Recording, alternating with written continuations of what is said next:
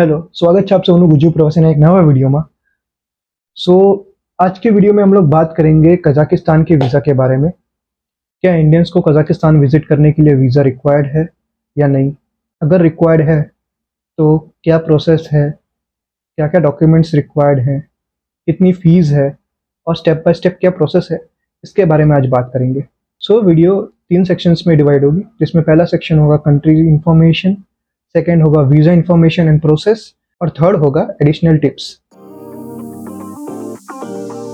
Kazakhstan central Asia की एक landlocked country है जो एरिया वाइज वर्ल्ड की 9th नंबर की कंट्री है, जिसकी सबसे बड़ी सिटी है अलमाटी और सेकेंड लार्जेस्ट सिटी है अस्ताना, जो कि इनकी कैपिटल भी है। यहाँ पर रिलीजन फॉलो होता है इस्लाम एंड क्रिश्चियनिटी। यहाँ पर ज़्यादातर लोग कज़ाक और रशियन बोलते हैं। इंग्लिश बोलने वाले भी आपको मिल जाएंगे, बहुत कम। पूरे सेंट्रल एशिया में इंग्लिश स्पीकिंग लोग इतने आपको ज़्यादा नहीं मिलेंगे। कजाकिस्तान में करेंसी यूज़ होती है कजाकिस्तानी टेंगे, जिसका आज की डेट में रेट है 1 Indian rupees equal to 6 Kazakhstani टेंगे।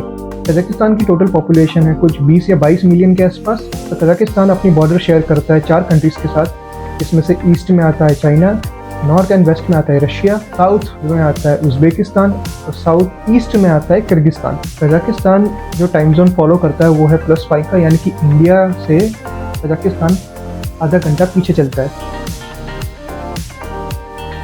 अब बात करते हैं वीज़ा के बारे में। तो कजाकिस्तान जाने के लिए इंडियंस को वीज़ा रिक्वायर्ड नहीं है। एज एन इंडियन आप 14 दिन के लिए कजाकिस्तान जा सकते हो, वो भी वीज़ा फ्री।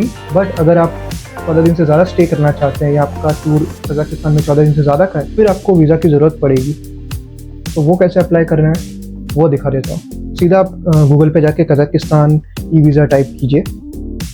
वहीं पर आपको पहले लिंक दिख जाएगी वीज़ा इमिग्रेशन पोर्टल की। उस पर क्लिक करके आप उनकी वेबसाइट पर रीडायरेक्ट करेंगे। यहाँ पर आपको अलग अलग टाइप के वीज़ाज़ की इन्फॉर्मेशन भी मिल जाएगी। जैसे आप बिजनेस वीज़ा लेना चाहते हो, टूरिस्ट वीज़ा लेना चाहते हो, ट्रीटमेंट वीज़ा या इन्वेस्टर वीज़ा, सारी इन्फॉर्मेशन यहाँ पर मिल जाएगी। प्लस इस वीज़ा का क्या ड्यूरेशन है, मतलब कितने टाइम में मिलेगा, क्या कॉस्टिंग है, वो सब यहाँ पर मेंशन की हुई है। तो यहाँ पर आप अपनी कंट्री सिलेक्ट कीजिए, तो यहाँ पर वीज़ा मल्टीप्लिसिटी सिलेक्ट कीजिए, फिर आपको दिखा देगा कि आप और कौन कौन से टाइप के वीज़ाज़ के लिए अप्लाई कर सकते हो। इसी में आप अगर नीचे स्क्रॉल करेंगे तो आपको पूरी डिटेल में स्टेप बाय स्टेप प्रोसेस दिखा दी जाएगी कि आपको कैसे इनविटेशन लेटर प्रिंट करना है, पासपोर्ट डेटा फिल करना है, पेमेंट करनी है। तो ये वो सारी चीज़ें यहाँ पर मेंशन की हुई है। तो इसमें आप अगर और नीचे जाएंगे, यहाँ पर वर्क शेड्यूल भी है। यहाँ पर इन्होंने मेंशन किया कि कौन से कब तक ये लोग ओपन रहते हैं वीक में और क्या क्या टाइमिंग्स है। अगर आपको वीज़ा अप्लाई करना है 14 दिन से ज़्यादा का, तो आपके लिए डॉक्यूमेंट्स क्या क्या रिक्वायर्ड है। पासपोर्ट साइज फ़ोटो, सो वो भी इन्होंने अपनी वेबसाइट पे मेंशन किया हुआ कि क्या डायमेंशंस की फ़ोटो चाहिए। देन हो गया आपका वैलिड पासपोर्ट। अब वैलिड पासपोर्ट यानी कि आपके पासपोर्ट में एटलीस्ट 6 मंथ की वैलिडिटी होनी चाहिए। तीसरा आता है इनविटेशन लेटर, जो कि आपको वहाँ के किसी टूर एजेंसी से लेना पड़ेगा, या फिर आपका कोई अगर पहचान वाला कजाकिस्तान में रह रहा हो तो आप वहाँ से उनसे इन्विटेशन लेटर मंगवा सकते हो। इसका ड्यूरेशन होता है कुछ 5 से 7 दिन का। बिजनेस वर्किंग डेज की मैं बात कर रहा हूँ, इसमें आप सैटरडे संडे इंक्लूड मत कीजिएगा। तो 5 से 7 दिन के अंदर आपका वीज़ा प्रोसेस होकर आ जाता है। तो पेमेंट नॉर्मली अपना कोई भी वीज़ा या मास्टर कार्ड, डेबिट या क्रेडिट कार्ड से आप इजीली पेमेंट कर सकते हैं, इसका कोई इशू नहीं है। सबसे पहली टिप है करेंसी को लेके। सो जब भी आप कजाकिस्तान जा रहे हो तो ट्राई कीजिए कि आप USD कैरी करें, कैश में कैरी करें। वहाँ पर जाके आपको इंडियन करेंसी के एक्सचेंज में मिल जाएगा, पर वो बहुत ख़राब रेट देंगे। तो ट्राई कीजिए कि अगर आप US डॉलर यहाँ से लेके जा सकते हैं इंडिया से, तो ज़्यादा बेटर ऑप्शन रहेगा। आप करेंसी एक्सचेंज कहाँ से करवाओगे? एयरपोर्ट पे अगर आप देखोगे या फिर सिटी में जाके भी देखोगे तो ऑलमोस्ट सिमिलर ही रेट मिलेगा। यहाँ पर ऐसा नहीं है दूसरी कंट्रीज़ की तरह कि आप एयरपोर्ट से कराओगे तो आपको ख़राब रेट मिलेगा, सिटी से अच्छा रेट मिलेगा। मैंने जितना एक्सपीरियंस किया है उस हिसाब से हर जगह पे एक जैसा ही रेट है। सो आप कहीं से भी करवाओ, डजंट मैटर, आपको एक बढ़िया ही रेट मिलेगा। दूसरा आता है ट्रांसपोर्टेशन को लेकर। सो यहाँ पर भी 2 अलग अलग चीज़ें हैं, या तो आप पब्लिक ट्रांसपोर्ट यूज़ कर सकते हो या तो फिर आप टैक्सीज़ यूज़ कर सकते हो। सो पब्लिक ट्रांसपोर्ट बहुत कन्वीनियंट है, वहाँ पर बहुत ही अच्छी कनेक्टिविटी है उसकी। चाहे हम बात करें अलमाटी की या अस्ताना की, बहुत अच्छी कनेक्टिविटी है।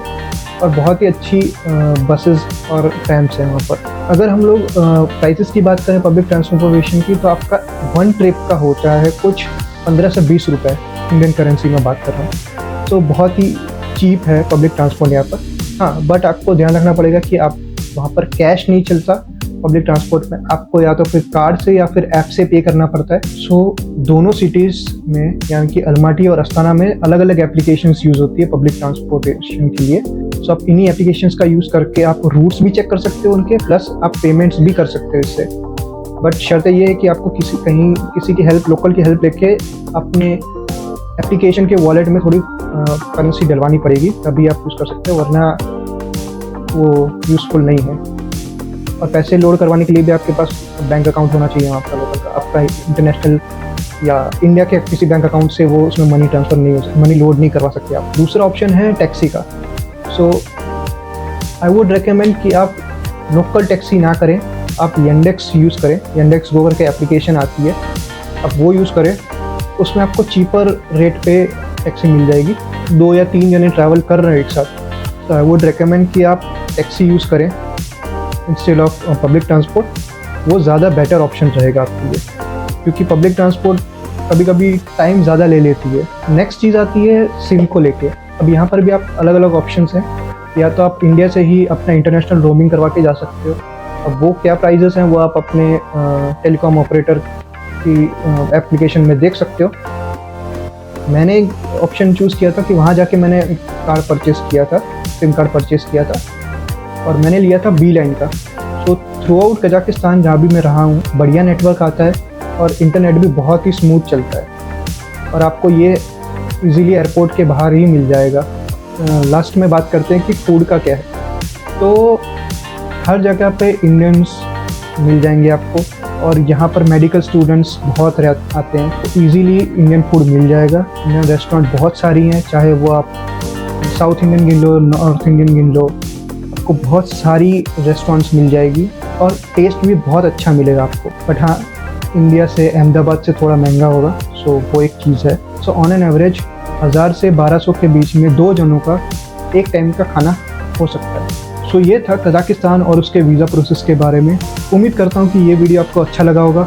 अगर आपको अच्छा लगा हो, इन्फॉर्मेटिव लगा हो, प्लीज़ लाइक और सब्सक्राइब कीजिए, और हो सके उतना शेयर कीजिए। इसी के साथ इस वीडियो को यहीं पर ख़त्म करते हैं। मड़िए तुमने नेक्स्ट वीडियो में, कैसे भी गुड बाय।